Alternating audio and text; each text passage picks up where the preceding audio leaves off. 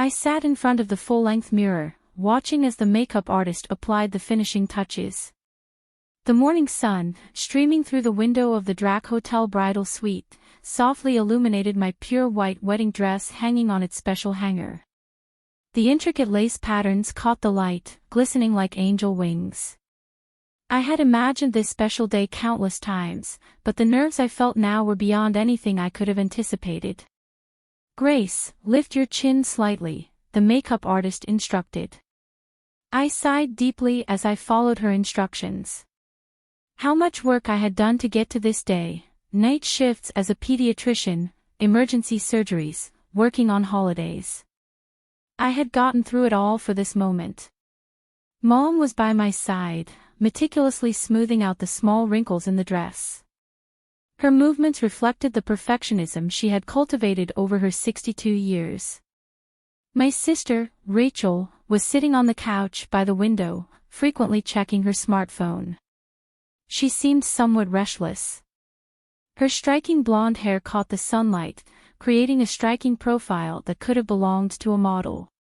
"Rachel, are you okay?" "Oh, I'm perfectly fine."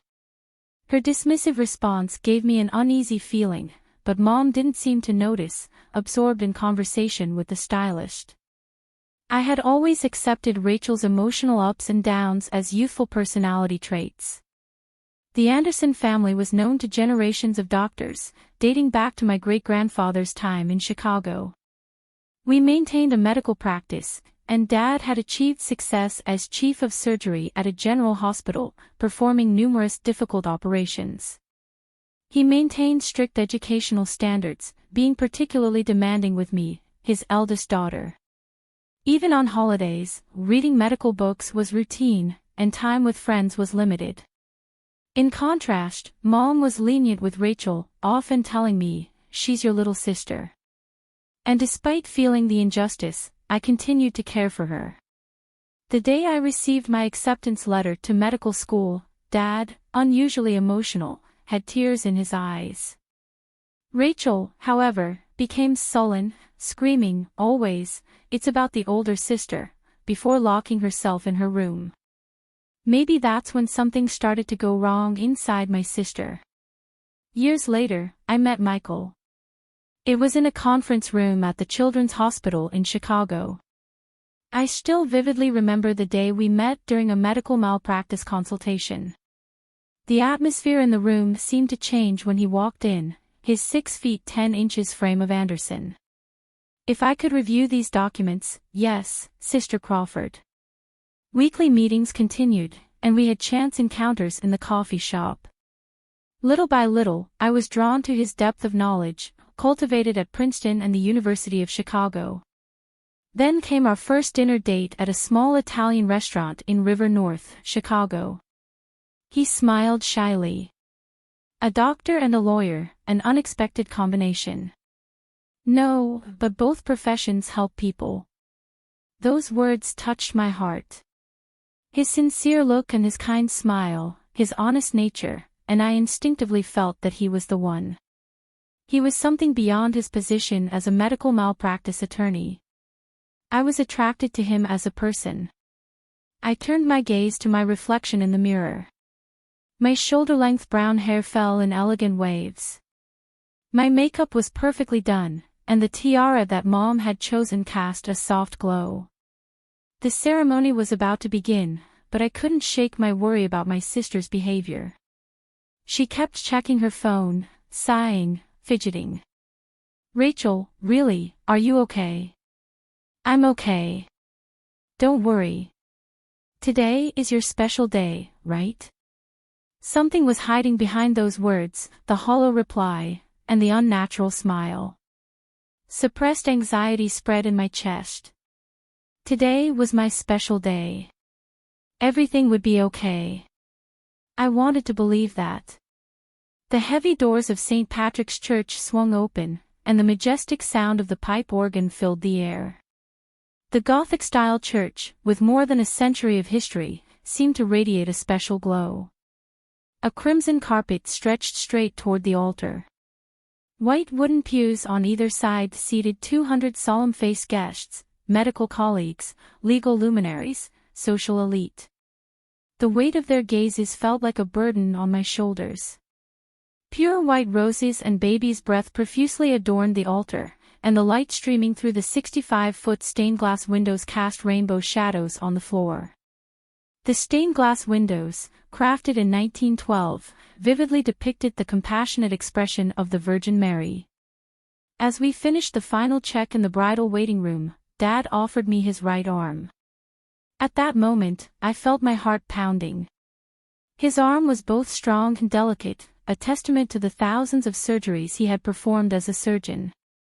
Through my veil, the scene before me seemed like a dream. At the end of the hall stood Michael in his dark navy tuxedo. He looked as if he had stepped out of a movie scene. His proud expression slightly eased my tension. Mom smiled in the front row in her emerald green dress. She looked too elegant to be 62 years old. Next to her, Rachel, in contrast to her earlier fidgeting, now sported a perfect smile. Her champagne gold bridesmaid dress enhanced her beauty even more, but her hands were shaking slightly. "Dad," I whispered, and he nodded softly. My father, always strict as a doctor and chief of surgery, had tears in his eyes today, a reminder of the day he first found out about my acceptance into medical school. With the melody of the organ, we began our slow walk. Mendelssohn's Wedding March resonated in this church built in 1846. Feeling the gazes of the guests, I took each step towards my new life. Before the priest, Michael and I exchanged our vows. Our hands placed on the Bible felt the warmth of each other. "I swear to love you, honor you, and cherish you." Michael's voice trembled slightly, unlike his usual confident demeanor in court. "I swear to love you, honor you, and cherish you." My response was received with warm applause throughout the church. Through my veil, I could see Mom wiping away tears in the front row. After the ceremony, in the limo taking us to the Drac Hotel, Michael gently took my hand. Outside the window, the Chicago skyline glistened in the May sunlight. As I drove north on Chicago Avenue, we savored the anticipation of our new life together. "We are married now. This is the perfect day."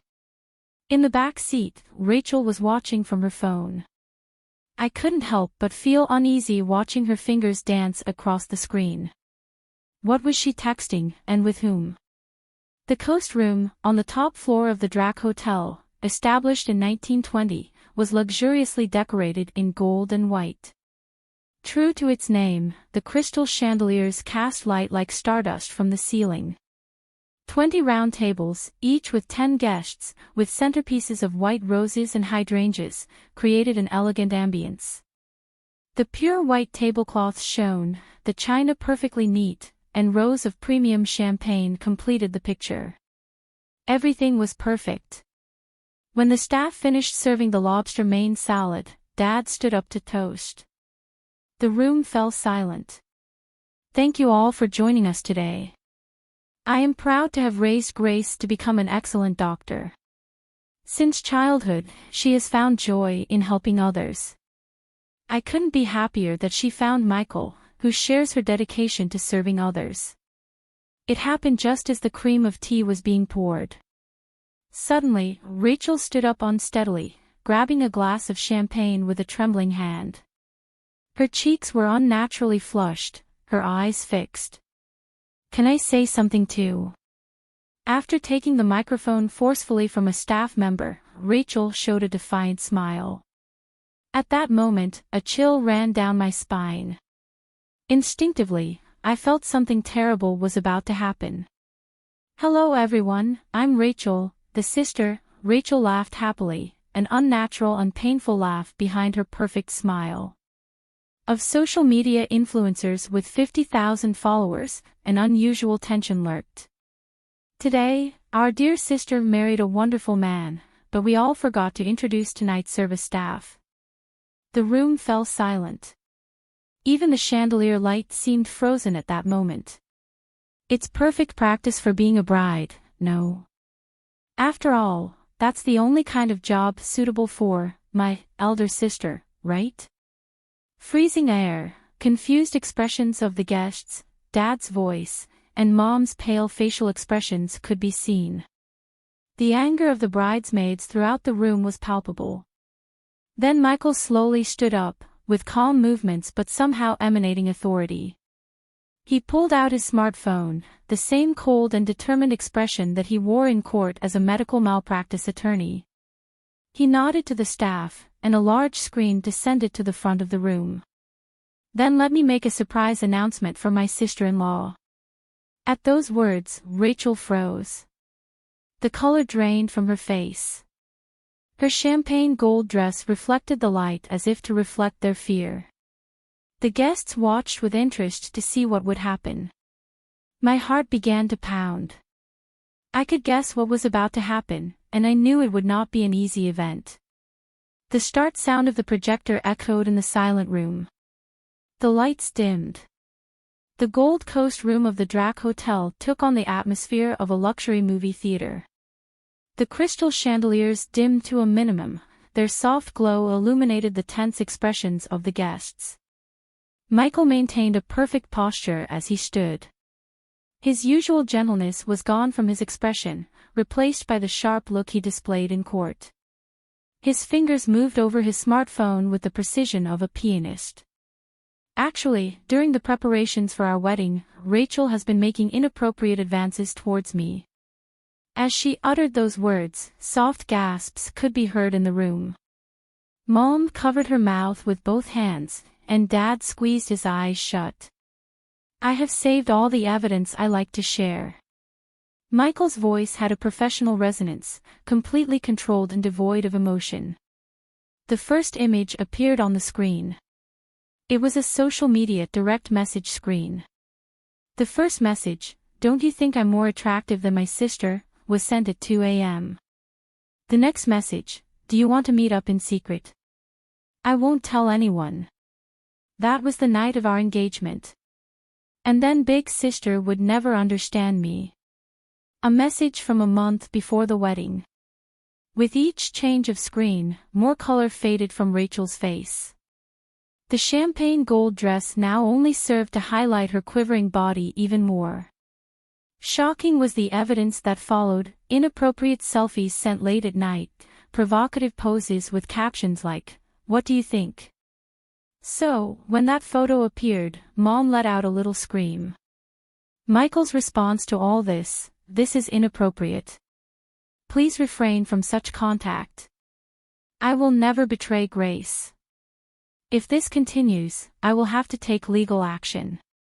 His responses were consistently calm and professional, they served as both warnings to her and to protect himself. Each time I saved these messages and photos and reported them to Grace. At Michael's words, the guest's attention turned to me. I nodded silently. However, for the sake of family peace, Grace did not want to make this public until the very end. She believed in her sister.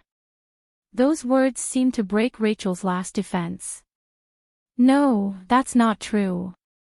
She suddenly stood up and screamed. Her voice no longer belonged to the well-known social media influencer, like a society darling. It was the voice of the girl who used to cry for my successes, are all lies. All her words faded away as she collapsed on the floor. Her luxurious bridesmaid dress spread out like flower petals. "I hate you, Big Sister." The room held its breath at this sudden confession. Always perfect, always loved by all. I was always in the shadows. With makeup running down her tear-stained face, Rachel screamed. Only this person wanted to steal, only this person. Her confession continued like years of festering wounds that burst forth at the same time: childhood jealousy, the humiliation of my acceptance into medical school, and his twisted obsession with my fiancé. The room was enveloped in complete silence. 200 guests froze. The light from the chandelier continued to softly illuminate the scene. The expressions of the guests mixed shock with sympathy. The medical colleagues wore expressions that suggested a professional outlook, while the legal professionals wore stern faces, understanding the legal gravity of the situation. Our parents' reactions were as contrasting as two different tragedies. Dad struggled to maintain the composure of his years as a surgeon, but his hands shook slightly. Mom apologized repeatedly while covering her face with a handkerchief. Our way of raising them, I'm so sorry, we're so sorry really. The bridesmaids showed mixed expressions of anger and sympathy, seeming unsure of how to react. The festive atmosphere of the wedding had completely disappeared. My voice broke the hellish silence. I slowly stood up, my wedding dress whispering. Parents, Michael, and Rachel watched attentively, holding their breath. Rachel, let's get this over with. My voice resonated calmer than I expected. My experience as a pediatrician, keeping my composure in countless difficult situations, always supported me. I have cared for you because you are my sister, but I cannot forgive what happened today. I pronounced each word with clarity. This is your last warning, never come near me again. We said our goodbyes there, not even a final glance at Rachel was necessary. At 4 p.m., we returned to the Gold Coast room. The atmosphere had already changed significantly. Warm applause greeted us and the expressions of the guests showed understanding and encouragement. Our graceful first dance began, and Ada Atlas played. James Michael gently guided me. We will get through everything together from now on. I smiled and responded to his words, yes, I will be fine with you. As closing time approached, our parents made modest farewell waves, and the final family photos were taken without Rachel. Those photos seemed to be missing something important or perhaps freed from something unnecessary. The guests approached us one after another with words of support. You handled it wonderfully. True happiness begins now. Finally, a pure white limousine was waiting for us. Walking through the rice rain, I was sure that what we lost today was significant, but what we would gain from now on would be even greater. Before our honeymoon, and Omari, we held hands as we entered the limo. A quiet residential area in the suburbs of Chicago. Spring flowers bloomed in the garden, surrounded by white picket fences. The Sunday morning sunlight was filtering nicely through the kitchen counter. It was approaching 1 year since our wedding. Our first anniversary was coming up soon. I looked out at the garden outside as I made the coffee. The tulips and sweet peas swayed in the wind like a festive dance. Time has flown by. Michael looked up from his newspaper and smiled softly. On Sunday mornings, his expression was always softer. No trace remained from his sharp gaze at the court, only the kind face of a husband. Over breakfast, we talked about our plans, having children someday, career prospects, and renovation plans for the new house. This ordinary happiness has become our daily life over the past year. Our relationship with my parents had gradually changed as well. Monthly Sunday dinners at their home had become a tradition. Dad had retired from surgery and was now teaching at a university, advising the upcoming generation. Her expression had lost its professional tension, regaining softness. It makes me happy to see them both so happy. Dad always says this with a slight blush. Mom had changed too. Perhaps reflecting on how she had spoiled my sister, now she was working to build a more equal relationship. We are learning from our mistakes. Her words have a deep meaning. Rachel had moved to San Diego, California, had drastically reduced her interior design work, and had made her social media accounts private. She seemed to be living a quiet life, the opposite of her former ostentatious lifestyle. I heard she had started seeing a psychologist. Through therapy, she was examining her self-centered nature and gradually changing. She had started participating in local volunteer activities, learning for the first time to dedicate time to someone other than herself. Then, on Christmas morning, a letter arrived. Dear sister. I sincerely apologize for what happened that day. My actions were unforgivable. Through counseling, I've been confronting the twisted parts within me, and I believe I'm slowly changing. If possible someday as a family. His shaking hand could be felt on the handwritten letter that gave signs of multiple rewrites on the paper. I sat on the couch by the fireplace, reading that letter over and over again. Complex emotions swirled in my chest: hate, love, longing, anxiety. All these feelings merged into one, creating a whirlpool inside of me. A new family photo adorned the mantelpiece, our parents, Michael, and I. Although Rachel was not in the picture, her letter lay beside the frame. Outside the window, large snowflakes had begun to fall silently. Michael gently held my shoulders as the flames in the fireplace flickered softly. Time can heal some things. True, he nodded silently at my words.